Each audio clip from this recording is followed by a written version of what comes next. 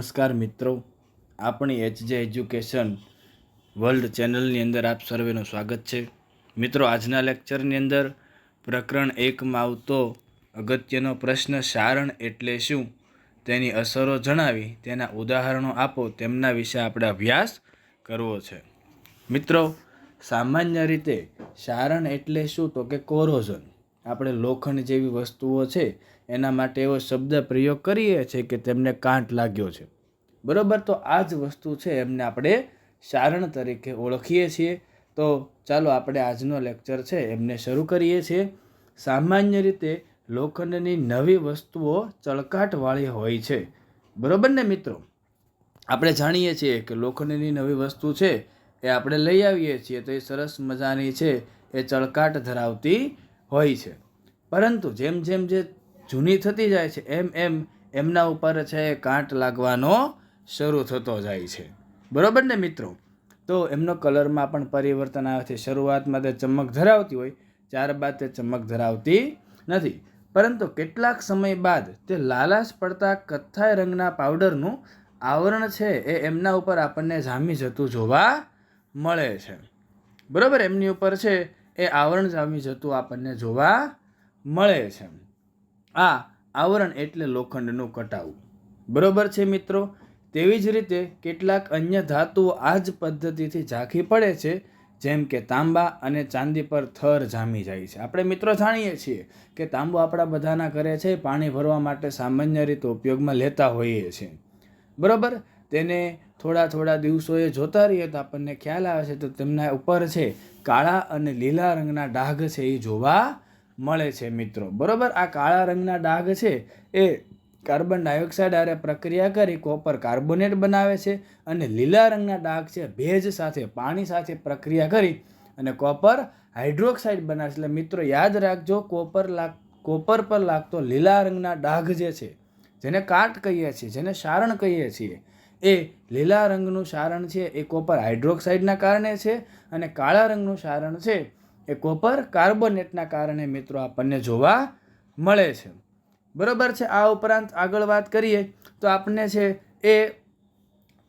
જાણીએ છીએ કે ચાંદી પર છે થર જામી જાય છે એ સામાન્ય રીતે કાળા રંગનો હોય છે, બરાબર છે. એ પણ એક પ્રકારનો કાટ છે એ આપણે કહી શકીએ છીએ. આમ જ્યારે ધાતુ પર તેની આસપાસના પદાર્થો જેવા કે ભેજ, એસિડ વગેરેનો હુમલો થાય ત્યારે તેનું ક્ષયન થયું તેમ કહેવાય છે. આ પ્રક્રિયાને સારણ તરીકે ઓળખવામાં આવે છે, બરાબર. આ પ્રક્રિયાને આપણે કોના તરીકે ઓળખીએ છીએ? સારણ તરીકે, એટલે કે કોરોઝન તરીકે ઓળખવામાં આવે છે. ચાંદી પર કાળા રંગનું સ્તર હોય, બરાબર છે મિત્રો. ચાંદી પર કાળા રંગનું સ્તર અને તાંબા પર લાગેલું લીલા રંગનું સ્તર એ સારણના કેટલાક ઉદાહરણો છે.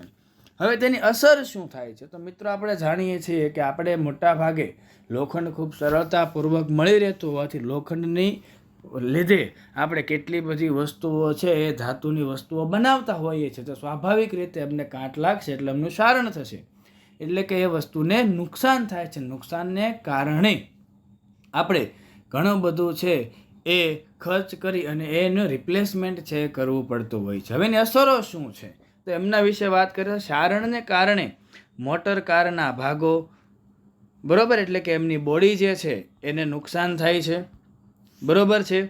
આ ઉપરાંત આગળ વાત કરીએ તો એમની અંદર જે છે એ નુકસાન થાય છે, એને બદલવું જ પડે, નહીંતર આપણું છે એ પાત્ર, વસ્તુ, સાધન સામગ્રી જે છે એ ખરાબ થઈ શકે છે.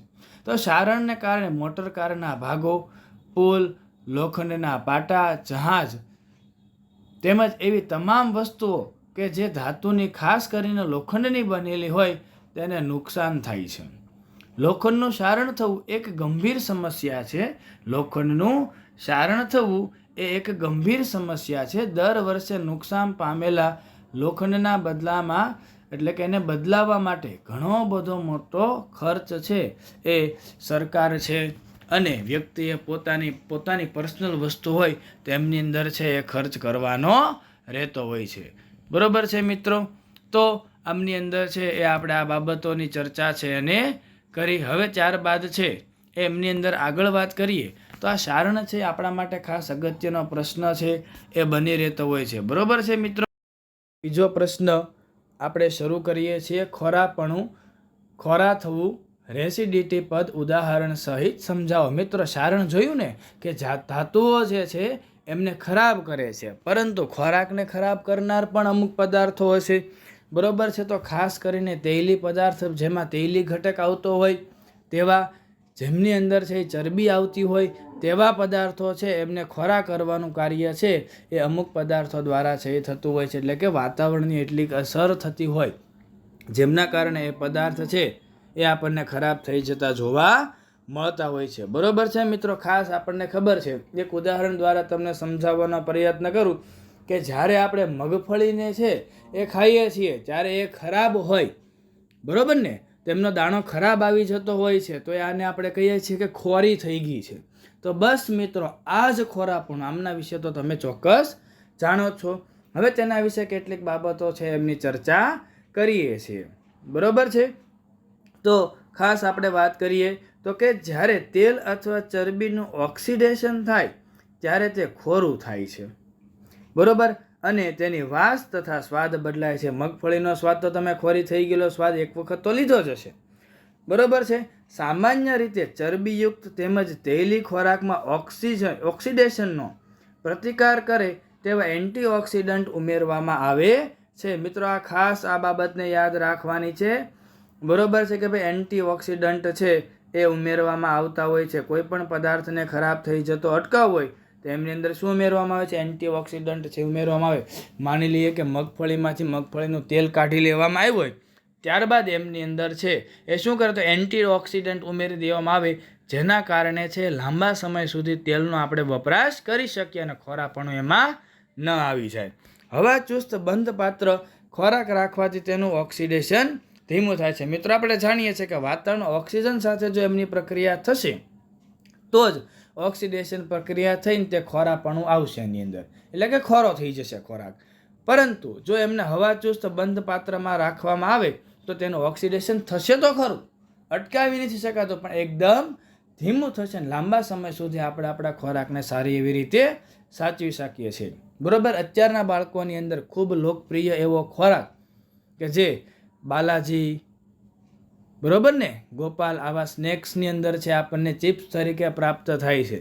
આ ચિપ્સ છે એમને સાચવવા માટે છે એ શેનો ઉપયોગ કરવામાં આવે છે તો કે એમના પડીકાની અંદર છે એ નાઇટ્રોજન વાયુને છે એ ભરવામાં આવે છે, જેના કારણે નાઇટ્રોજન વાયુ સામાન્ય રીતે નિષ્ક્રિય, બરોબર ને, ઠંડો વાયુ છે. નિષ્ક્રિય તો ન કહી શકાય, પણ ઠંડો વાયુ છે કે જે પદાર્થને ઠંડો રાખે છે અને ઓક્સિડેશન પ્રક્રિયા અટકાવવાનું કાર્ય છે કરતો હોય છે. તો એનું ઉદાહરણ પણ એક આપણે અહીંયા સાથે સાથે જોઈએ છે. જેમ કે ચિપ્સ, કાતરી બનાવવાવાળા ચિપ્સનું ઓક્સિડેશન થતું અટકાવવા માટે બેગમાં નાઇટ્રોજન જેવા નિષ્ક્રિય વાયુનો મારો કરવામાં આવે છે, જેને નાઇટ્રોજન પેકિંગ તરીકે પણ ઓળખવામાં આવે છે. મિત્રો, એમની અંદર નાઇટ્રોજન સાથે પેક જ કરેલો હોય, જેના કારણે ખોરાક છે એ 2 મહિના 3 મહિના સુધી છે સારામાં સારો રાખી શકાય છે. ઓકે.